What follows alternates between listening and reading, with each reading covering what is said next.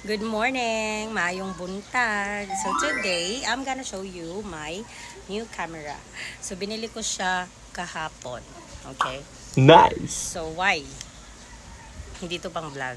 Gusto ko lang talaga ng mga crisp pictures. Ganon. Kasi iba talaga yung kuha ng mga ganitong camera kaysa sa iPhone or your phone. I have this Canon camera before. It's Kiss series. It's Canon's Kiss 7i. So, binenta ko siya last year ng 15,000 kasi hindi siya handy.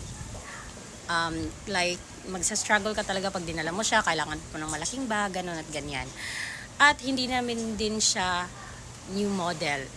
So, lumabas siya noong 2013. Ganun. So, yun nga, I bought this camera kahapon.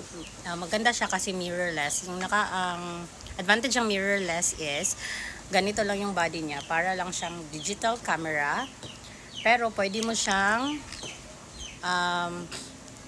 change ng lens kung gusto mo. See? Pero, ang liit niya. You can flip this one. And then, advantage ng mga bagong labas na mga camera is meron silang Wi-Fi connection. So you can send your picture directly to your phones. So may nakanindot niya. Touchscreen na po dahil ni siya. Touchscreen na pala to. So yun, bago ko to binili, pinag-isipan ko talaga. Like, bibilhin ko ba to or hindi? Needs ba to or wants ba to? Pero pumasok sa utak ko, paano pag namatay ako bukas? Tapos hindi ko nabili yung gusto ko. Kaya yun, binili ko na lang.